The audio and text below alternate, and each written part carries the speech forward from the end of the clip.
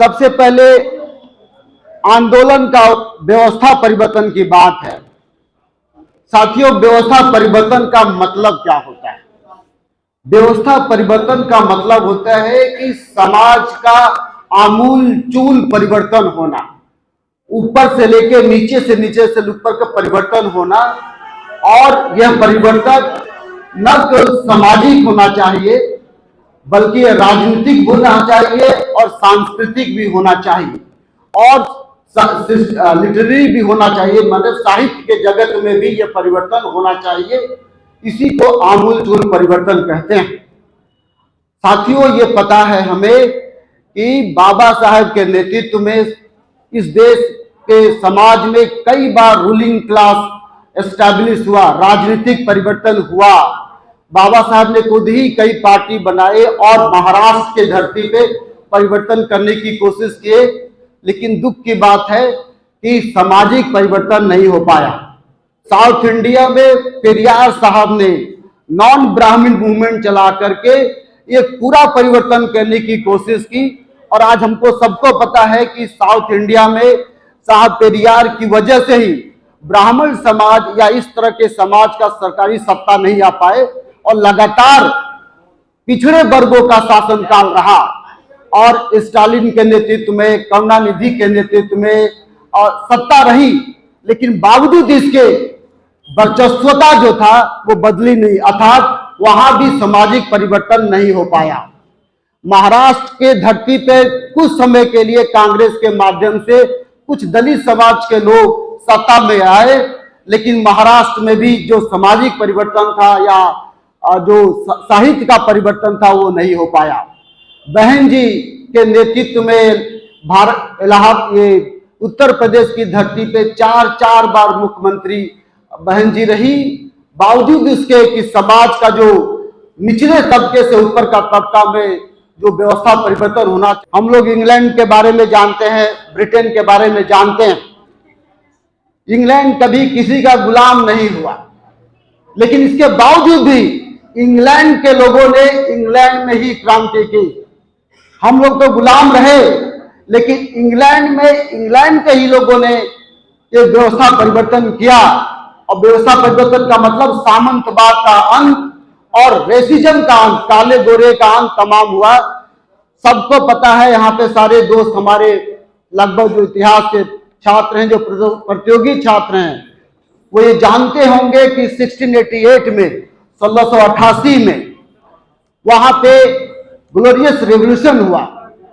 और ये जो ग्लोरियस रेवोल्यूशन था, उस रेवोल्यूशन की कहानी ये थी, वहां पे राजा को वहां के पार्लियामेंटेरियन ने फांसी की सजा सुनाई थी। क्यों? क्योंकि वहां पे धर्मों की लड़ाई थी, कैथोलिक और प्रोटेस्टेंट की लड़ाई थी। अब उस परिवर्तन की वजह से इंग्लैंड में पार्लियामेंट्री डेमोक्रेसी आई। जो डेमोक्रेसी आज भारत में लागू है वो पार्लियामेंट्री डेमोक्रेसी है। आपसे सवाल पूछना चाहता हूं दोस्त कि यदि इंग्लैंड के लोग अपने ही देश के, अपने ही राजा के खिलाफ फांसी की सजा दे सकते हैं, अर्थात फांसी पे चढ़ा सकते हैं, तो क्या आपने कभी ऐसा किया कि इस देश में जातिवाद मानने वाले के खिलाफ क्या हमारे समाज में रिवोल्ट की कोई घटना घटी? तो आपके पास आंसर नहीं है। क्या हमारे समाज में जो 85% की गणना की जाती है, 85% इतना मूर्ख गंवार है कि अपने देश में जातिवाद मानने वालों को, चाहे आप अपने में हो चाहे बाहर के लोग हो, चाहे 85% के अंदर के लोग हो चाहे 85% के बाहर के लोग हो, उनको सजा देने का काम किया? तब आंसर है कि नहीं, हम केवल आरक्षण की मलाई चाटते आए हैं। दूसरा एग्जाम्पल मैं आपको फ्रांस की धरती से देना चाहता हूं। और आश्चर्य की बात है कि फ्रांस भी किसी का गुलाम नहीं रहा है, लेकिन फ्रांस के अंदर फ्रांस के 85% जिसकी आप बात करते हैं, उन लोगों ने फ्रांस के राजा को भी फांसी पर चढ़ाया था। हमको सबको पता होना चाहिए 1789 की क्रांति थी। 1789 की क्रांति में वहां पे सामंतवाद था, अर्थात 85% लोगों की, 90% लोगों कर्ज में डूबे रहते थे, कर में डूबे रहते थे और कर से ज्यादा परेशान रहते थे। वहां पे वॉल्टेयर, रूसो, दिदरो जैसे लोगों ने एक आगाज किया, लिखने पढ़ने का काम किया, लिख करके अपने समाज को, अपने समाज मतलब 85%, 90% वहां के जो गरीब जनता थी उसको मैं कह रहा हूं, वहां पे आगाज किया। और पिछले 150 सालों में उन्होंने 1789 के पहले 100 साल तक, एक दिन नहीं 100 साल तक वो अपने समाज को जगाते रहे। वोल्टेयर के रूप में, मॉन्टेस्क्यू के रूप में सभी लोग जगाते रहे।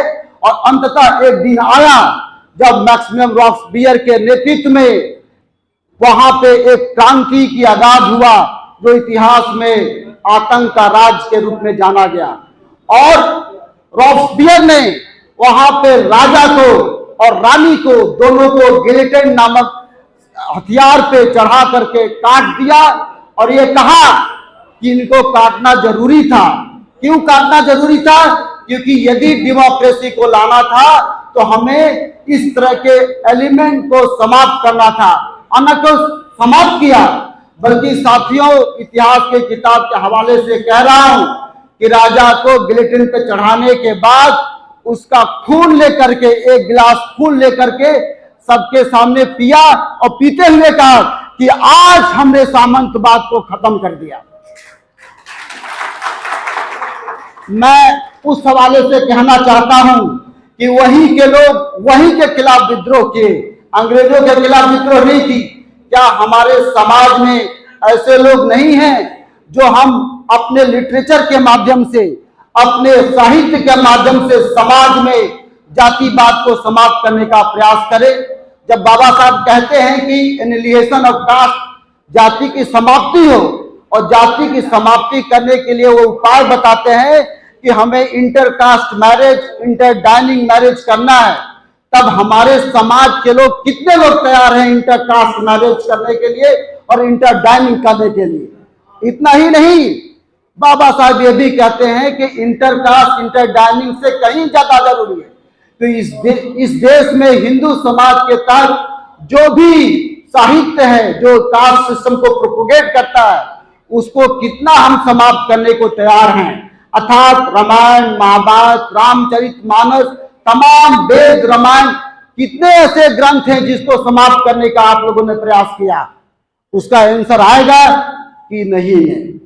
आश्चर्य की बात है कि 85% लोगों के पास हम सब जय भीम कहते हैं, लेकिन बाबा साहब की जो उपाय था कि हम कास्ट सिस्टम को समाप्त करने के लिए कम से कम, मैं वायलेंस की बात नहीं कर रहा हूं, मैं ये नहीं कह रहा हूं कि आप हथियार उठाकर मार दीजिए, लेकिन जो आप कर सकते हैं वो तो आपको करना ही चाहिए था। अर्थात आपके घरों में जो देवी देवताओं की मूर्तियां हैं, जो देवी में, भगवान में आस्था की बात है, उसको तो समाप्त करना ही चाहिए था।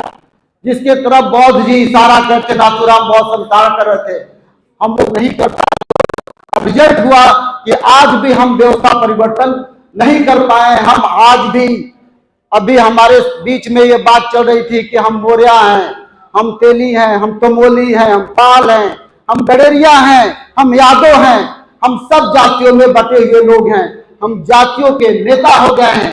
आप जा सोचिए कैसे व्यवस्था परिवर्तन होगा। अगली देश हम अमेरिका का नाम ले रहे हैं। अमेरिका भी ठीक है, अमेरिका अंग्रेजों का गुलाम था, लेकिन अमेरिका में जब क्रांति हुई तब एक बहुत बृहद पैमाने पर क्रांति हुई, और अमेरिका का ज्यादातर पॉपुलेशन माइग्रेशन का पॉपुलेशन है। विदेश, भारत से बाहर लोग गए, अफ्रीका से लोग आए और वहां पे एक आंदोलन चला, और उस आंदोलन के तहत आज अमेरिका का जो संविधान बना, वो संविधान दुनिया के अच्छे संविधानों में एक माना जाता है। और भारत के बहुत से उपबंध अमेरिका के संविधान से लिया गया, खासकर मौलिक अधिकार का सिद्धांत अमेरिका का सिद्धांत से लिया गया है। और आपको आश्चर्य होगा कि अमेरिका के संविधान के तहत जो वहां पे अब्राहम लिंकन थे, जिन्होंने दास प्रथा की समाप्ति की, जिन्होंने काले रेसिज्म की समाप्ति की, और वहां पे फ्रेडरिक जेफरी के नेतृत्व में एक आंदोलन चला। क्या भारत में आंदोलन नहीं चल सकता? ऐसा भारत में भी आंदोलन चल सकता था ना, लेकिन हमने उस आंदोलन को चलाने के लिए बहुत ज्यादा प्रयास नहीं किया, और एक बार मंच पे आकर के अपनी बात समाप्त करके चले जाते हैं। और जो पे बैक सोसाइटी का नारा बाबा साहब ने दिया था साथियों, वो भी हम फॉलो नहीं कर पाए, अर्थात वो भी हम नहीं कर पाए। तो आप जरा सोचिए व्यवस्था परिवर्तन कैसे होगा। अब्राहम लिंकन के नेतृत्व में दास प्रथा की समाप्ति हुई थी और वो वहां पे कागजों पे ही नहीं व्यवहार में भी दिखाया गया। आपको पता है हम आज केवल सरकारी आरक्षण की बात करते हैं, अमेरिका में डाइवर्सिटी प्रिंसिपल लागू है, अर्थात प्राइवेट सेक्टर में रिजर्वेशन लागू किया गया है और प्राइवेट सेक्टर में फिल्मी दुनिया, साइंस में लागू किया गया। कल्पना चावला डाइवर्सिटी प्रिंसिपल के तहत आकाश में गई थी। हमारे कितने लोग हैं जो डाइवर्सिटी प्रिंसिपल को लागू करने के लिए या आंदोलन करने के लिए कितने हम लोग तैयार हैं? इसका आंसर भी लगता है कि हम नकारात्मक देते हैं कि हमारे देश में इस तरह का आंदोलन नहीं हो पाया। तो ये जो समस्या थी, क्यों समस्या आई, आखिर ऐसी क्या बात हो गई कि हम इस आंदोलन को सपोर्ट नहीं कर पा रहे हैं? हमारे यहाँ बदलाव बहुत स्लो होता है, बहुत स्लो में बदलाव है। आप जरा सोचिए, प्राचीन काल, मध्यकाल, आधुनिक काल और वर्तमान काल, इतने कालों में आप हाथों में गिना सकते हैं कि आपके कितने महापुरुष हुए, हाथों में गिना सकते हैं आप। प्राचीन काल में हमारे गौतम बुद्ध का एक बड़ा नाम है, मध्यकाल में कबीर, रैदास, दादू दयाल का नाम है, आधुनिक काल में बाबा साहब अम्बेडकर, ज्योतिराव फुले, साहू जी महाराज का नाम है और वर्तमान समय में आजादी के बाद आपके हाथ में साहब कांसीराम का नाम है, बहन मायावती का नाम है, बावन मेश्राम जी का नाम है, आपके हाथ में शरद यादव जी का नाम है, अखिलेश यादव जी का नाम है, मुलायम सिंह यादव का नाम है, लालू प्रसाद यादव का नाम है, रामविलास पासवान का नाम है। इसके बाद क्या, इतने 85% के बाद हमारे पास यही कुछ बचा है? यह जा सोचिए, साहित्य में आजादी के बाद ओम प्रकाश वाल्मीकि, मोहनदास रमेश राय, स्वराज सिंह बेचैन जैसे लोगों ने अपनी किताब लिखी। क्या बस इतने ही लोग हैं जो हमारे देश में किताब लिख सकते हैं? क्या आप लोग किताब लिखने लायक नहीं हैं? क्या आप लोग आंदोलन करने लायक नहीं हैं? मैं कह रहा हूं कि कुछ नहीं तो ऐसे ही। और दूसरी बात, ये जो स्ट्रक्चर परिवर्तन की बात है, भारत की सबसे बड़ी समस्या है धर्म की समस्या, रिलीजन की समस्या और भगवान पे विश्वास करने की समस्या। आप लोगों को मालूम है, मार्टिन लूथर किंग के नेतृत्व में कैथोलिक चर्च के खिलाफ मार्टिन लूथर ने पूरी दुनिया में एक आगाज किया था और उस दुनिया में आगाज करने के बाद मार्टिन लूथर किंग के नेतृत्व में तो सबसे प्रमुख बाधा है वह है धर्म की चेतना। और धर्म की चेतना हमारे समाज में इतनी प्रमुखता है कि इसके लिए उत्तर भारत से लेकर दक्षिण भारत के तमाम लोगों ने धर्म के खिलाफ आंदोलन किया और बाबा साहब अम्बेडकर से लेकर तमाम लोगों ने आंदोलन किया। मैं यहाँ पे पेरियार साहब का भगवान को लेकर जो कॉन्सेप्ट है उसको एक बार पढ़ना चाहता हूँ और मुझे लगता है कि यहाँ आए हुए सभी लोग कहीं ना कहीं से आस्तिक हैं। बौद्ध धर्म का नाम तो केवल नाम का धर्म है कि बहुत से लोग बौद्धिस्ट नहीं हैं, वह कहीं हिंदू हैं तो कहीं बौद्धिस्ट हैं। मंच पे वो बौद्धिस्ट हो जाते हैं, घर में जाकर वो हिंदू हो जाते हैं, यूनिवर्सिटी में जाकर वो बौद्धिस्ट होते हैं और घर में आकर के हिंदू हो जाते हैं। ऐसे लोगों के लिए मेरा कहना है और पेरियार साहब के माध्यम से मैं कहना चाहता हूं कि पेरियार साहब ने ईश्वर के नाम पे कुछ सवाल किए थे। वो सवाल ये है, और आपके लिए शायद यदि आप बहुजन समाज के आइडियाज को मानते हैं तो देखिए उन्होंने क्या कहा, क्या तुम कायर हो जो हमेशा ही छिपे रहते हो, कभी किसी के सामने प्रकट नहीं होते। ये भगवान से सवाल करते हुए, ये सवाल मैं केवल हिंदू धर्म से सवाल नहीं पूछ रहा हूं, यह सवाल मैं इस्लाम के लोगों से भी पूछ रहा हूं जो अपने आप को धर्म में बंधे हुए मानते हैं।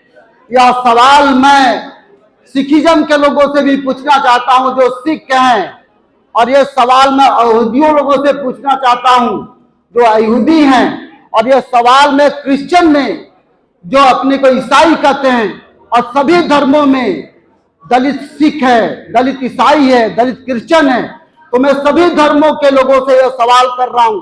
हालांकि हिंदू धर्म से ज्यादा समस्या है, क्योंकि इस्लाम ने मुझे चमार नहीं बनाया, क्योंकि सिखिज्म ने मुझे चमार नहीं बनाया, यहूदियों ने मुझे पासी तमेली नहीं बनाया। फिर भी सभी धर्मों की यह समस्या है। और उससे सवाल पेरियार साहब पूछ रहे हैं, क्या तुम कायर हो जो हमेशा ही छिपे रहते हो, कभी किसी के सामने प्रकट नहीं होते, किसी भगवान ने प्रकट नहीं हुए। दूसरा सवाल पेरियार साहब पूछते हैं, क्या तुम्हें खुशामद पसंद है जो लोगों के दिन रात पूजा अर्चना करवाते हो? माघ मेला हमारे सामने है, हम लोग पूजा पाठ करते हैं। दूसरा उन्होंने कहा, क्या तुम सदैव भूखे रहते हो जो लोगों से मिठाई, दूध, घी आदि लेते रहते हो? यह मैं नहीं कह रहा हूं, पेरियार साहब पूछ रहे भगवान से। क्या तुम मांसाहारी हो जो लोगों के निर्बल पशुओं के बलि चढ़ाते रहते हो? क्या तुम सोने के व्यापारी हो जो मंदिरों में लाखों टन सोना दबाए हुए हो? क्या तुम व्यभिचारी हो जो मंदिरों में देवदासियां रखते हो? आपको आश्चर्य है कि ब्राह्मण को छोड़ करके बाकी सभी बिरादरी के लोग एक देवदासी हुआ करते थे। क्या तुम कमजोर हो जो रोजाना होने वाले बलात्कार को रोक नहीं पाते? न जाने कितने बलात्कार होते हैं। क्राइम ऑफ रिपोर्ट के अनुसार आइंदा रोज बलात्कार होते हैं, 7 घर जलाए जाते हैं, हर 2 मिनट में एक बलात्कार होता है। क्या भगवान इतना कमजोर है कि बलात्कार नहीं रोक सकता है? क्या तुम मूर्ख हो जो दुनिया के देशों में गरीबी भूखमरी होते हुए भी अरबों रुपए का अन्न, दूध, घी, तेल बिना खाए ही नदी व नालों में बहा देते हो? हम लोग मंदिरों का एग्जाम्पल और नालों का एग्जाम्पल देख सकते हैं। क्या तुम बहरे हो जो बेवजह मरते हुए आदमी, बलात्कार होती मासूमों की आवाज नहीं सुन पाते? क्या तुम अंधे हो जो रोज अपराध हुए नहीं देख पाते? क्या तुम आतंकवादियों से मिले हुए हो जो रोज धर्म के नाम पे लाखों लोगों को मरवाते हो? क्या तुम आतंकवादी हो जो ये चाहते हो कि लोग तुमसे डर कर रहें? क्या तुम गूंगे हो जो एक शब्द नहीं बोल पाते लेकिन करोड़ों लोग तुमसे सवाल पूछते हैं? क्या तुम भ्रष्टाचारी हो जो गरीबों को कभी कुछ नहीं देते, जबकि गरीब पशुवत काम करने के लिए कमाए गए धन की पाई पाई तुम्हारे लिए न्यौछावर कर देते हैं? क्या तुम मूर्ख हो जो हम जैसे नास्तिकों को, देखिए हम लोग बहुत नास्तिक लोग हैं, बहुजन समाज में जन्मे वाले बहुत से लोग नास्तिक हैं, और यहां तो छोड़िए अमेरिका में लगभग ज्यादा आबादी नास्तिक है। डेनमार्क, नॉर्वे जैसे देश नास्तिक के देश हैं, अफ्रीका में और नॉर्वे में ज्यादा देश है। तो ये सवाल, लास्ट सवाल है इनका, क्या तुम मूर्ख हो जो हम जैसे नास्तिकों को पैदा किए हो, जो तुम्हें खरी खोटी रोज सुनाते हैं और तुम्हारे अस्तित्व को नकारते हैं? हमारे जैसे लोग भगवान के अस्तित्व को नकार देते हैं। मैं आपसे पेरियार के हवाले से कहना चाहता हूं दोस्त, कि जो सबसे बड़ी समस्या हमारे धर्म की है वह है धार्मिक समस्या है, जिसमें भगवान की आस्था की समस्या है। इन सभी समस्या को हमको लगता है कि यहाँ माता बहनें जो आई हैं, आप लोगों को धार्मिक नामक विश्वास में नहीं रहना चाहिए, तब जाकर के जो सामाजिक व्यवस्था है उसकी कड़ी होगी। जिस दिन आप लोग धार्मिक अंधविश्वास से मुक्ति प्राप्त करेंगे, बागेश्वर धाम जैसे, बाबा गुरु रामित राम रहीम के जैसे, या तमाम लोग हैं जितने भी मंदिर हैं, उन तमाम मंदिरों को जिस दिन दान देना छोड़ देंगे, चंद्रशेखर जो आपके यादव जी हैं, जो खेल मंत्री, जो शिक्षा मंत्री हैं बिहार में, मैं उनको पूर्ण समर्थन देता हूं, या मौर्य जी को पूर्ण समर्थन देता हूं, जिन्होंने शिक्षा मंत्री रहते हुए रामचरितमानस पे सवाल किया। तो यदि बहुजन समाज के तमाम लोग इस तरह की बातें कर रहे हैं, तो क्या आप लोग रामचरितमानस का बहिष्कार नहीं करेंगे? क्या आप हिंदू देवी देवताओं के ग्रंथों का बहिष्कार नहीं करेंगे? या सभी तरह के धर्मों में जो अंधविश्वास है, जिस दिन आप कल्पना कीजिए माइनस रिलीजन, आपका समाज कितना बड़ा समाज होगा। एक और बात मैं कहना चाहता हूं कि बहुजन समाज की जो बड़ी समस्या है, समस्या ये कि जब हम लोग अक्सर हमारे ऊपर तोहमत लगता है कि हम लोग एक नहीं हो पाते, हम लोग अलग अलग रहते हैं। हमारे समाज का कई टुकड़ा हो चुका है, बाम सेव का ही कई टुकड़ा हो चुका है हमारे सामने। आपके कई एग्जाम्पल हैं। कभी साहब कांसी राम, कभी बावन मेसराम जी, कभी सुबचन राम जी, कभी बीडी बोरकर, तमाम, कभी बीएसपी के नेतृत्व में शैडो बाम से 50 टुकड़े हो चुके हैं। 85% का भी टुकड़ा है। हम सभी जातियों के नेता हैं, कभी यादव के, कभी चमारों के, कभी पासी के, कभी तेली के, कभी चमारों, इस तरह के नेता बनकर घूम रहे हैं। यह एक समस्या है। और अक्सर जब हम आपस में जाते हैं, मैं जेएनयू का छात्र हूं, यह अनपढ़ की बात नहीं कर रहा हूं, मैं उन पढ़े लिखे तबकों की बात कर रहा हूं। तमाम प्रोफेसर हैं, जब उनके पास हम जाते हैं तो कहते हैं कि फलाने प्रोफेसर अच्छा नहीं है, दलित समाज का, ओबीसी समाज का है। हिंदी डिपार्टमेंट में जाइए तो वो कहता सोशियोलॉजी का प्रोफेसर सही नहीं है। हिस्ट्री में जाइए तो कहता हिंदी का प्रोफेसर सही नहीं है। इलाहाबाद यूनिवर्सिटी में करीब 15 से 20 असिस्टेंट प्रोफेसर दलित समाज के हैं, किसी में एकता नहीं है। इस तरह की बात करती है। क्यों ऐसा है? क्योंकि हम सभी एक जो ब्राह्मणवाद का शिकार हैं, उसके हम शिकार हो गए हैं। क्या हम माता पिता से जब लड़ाई करते हैं, हर व्यक्ति को अपनी माता पिता से शिकायत रहता है, क्योंकि एक जनरेशन गैप होता है। तो क्या अपने माता पिता को मार करके आप घर से बाहर निकाल देते हैं? क्या अपने माता पिता के गुस्से को समाप्त करते हैं? मैं आपसे कहना चाहता हूं दोस्त कि बहन मायावती की बुराई करने की जरूरत नहीं है, साहब कांसीराम की बुराई करने की जरूरत नहीं है, प्रोफेसर विवेक कुमार की बुराई करने की जरूरत नहीं है, बावन मेसराम की बुराई करने की जरूरत नहीं है। जो आप कर सकते हैं वो आपको यह करना चाहिए कि हमें किसी भी रूप में एकता में बांध कर रखना है, किसी में कमी निकालने की जरूरत नहीं है। जो मैं कर सकता हूं वो मैं करूंगा। मैंने इलाहाबाद यूनिवर्सिटी में रहते हुए बात उठाई कि जाति के आधार पर नंबर दिए जाते हैं। मैंने कभी नहीं कहा कि प्रोफेसर ए खराब है, मैंने कभी नहीं कहा कि हिंदी का प्रोफेसर बी खराब है। यद्यपि उन्होंने मेरा बड़ा नुकसान किया, पर हम कभी ये बात कहने नहीं जाते। जेएनयू के तमाम, तो क्या आप नहीं कर सकते? क्या अपने भाई की बड़ाई नहीं कर सकते? झूठा ही बड़ाई कीजिए, लेकिन आप अपने समाज के लोगों की बड़ाई कीजिए। क्यों बड़ाई कीजिए? क्योंकि यह हमारे माता पिता की तरह हैं। Doctor B R Ambedkar is my father, Baman Meshram is my father, Saheb Kanshiram is my father, बहन मायावती इज माई सिस्टर। तो हमें सबको बड़ाई करना है, तभी जाकर के आप एकता के सूत्र में बनेंगे। और यदि आप एक रहेंगे, व्यवस्था परिवर्तन तभी संभव हो पाएगा। जब आप एक रहेंगे तब ब्राह्मणवाद आपसे डरेगा। ऐसे ब्राह्मणवाद डरने वाला नहीं है। साथियों, इस बात से आपके अपील करके जाता हूं कि आप एक रहेंगे। और एक बात और जो बड़ा कंफ्यूजन है, मैं सर जल्दी 2 मिनट समाप्त करूंगा। 2 बातें और कहना चाहता हूं। जो लोग ये कहते हैं कि शिक्षा शेरनी का दूध है, जो पिएगा गुर्राएगा, आप गलत सोचते हैं। बाबा साहब अम्बेडकर ने शिक्षा को शेरनी का दूध नहीं माना है। उन्होंने कहा था इंग्लिश शिक्षा शेरनी का दूध है, अंग्रेजी शिक्षा शेरनी का दूध है, जो पिएगा गुर्राएगा। आप हिंदी पढ़ करके रामायण महाभारत हनुमान चालीसा ही तो सीखे हैं, हिंदी तो पढ़ रहे हैं आप। बीए इंटरमीडिएट के आपने क्या सीखा? हिंदी शिक्षा सीखा और गुलाम बन गए। आप अंग्रेजी शिक्षा पढ़िए, आप आजाद हो जाएंगे।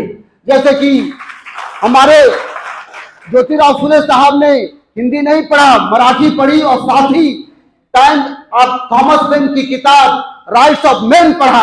राइट्स ऑफ मैन पढ़े तो वो आजाद हुए। और मैंने अभी हाल ही में दैनिक भास्कर सबको इंटरव्यू दिया कि इस देश का सही राष्ट्रपिता कौन है? वो है ज्योतिराव फुले, महात्मा गांधी नहीं है। यह बात मैंने कई मीडिया में बोला। क्यों बोला? आप हिंदी पढ़ते हैं, हिंदी में इतिहास है, भूगोल है, समाजशास्त्र है, राजनीति शास्त्र है, सभी हिंदी में है।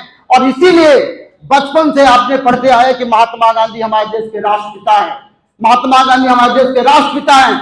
महात्मा गांधी हमारे देश के राष्ट्रपिता नहीं है। हमारा संविधान किसी जगह पे ये बात नहीं कहता, और न कभी थ्योरी दिया। 2012 में आरटीआई किया गया, और आरटीआई के माध्यम से पूछा गया कि इस देश का राष्ट्रपिता कौन है। तब भारत सरकार कहती है कि इस देश का राष्ट्रपिता कोई नहीं है। लेकिन दुख की बात है कि प्राइमरी से लेकर के पीएचडी तक के बच्चे सब जानते हैं कि इस देश का राष्ट्रपिता कौन है। आंसर आता है महात्मा गांधी। क्यों नहीं ज्योतिबा फुले का नाम आता है?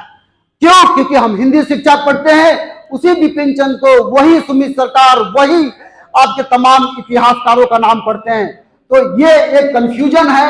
आप दोस्त इंग्लिश शिक्षा पढ़िए, सामाजिक व्यवस्था तब कर पाएंगे, तब आप मार्टिन लूथर किंग को पढ़ पाएंगे।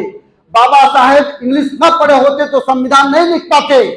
और आप संकल्प करके जाइए कि यदि आप नहीं कर सकते तो अपने आने वाली पीढ़ी को आप हिंदी में नहीं इंग्लिश में पढ़ाएंगे।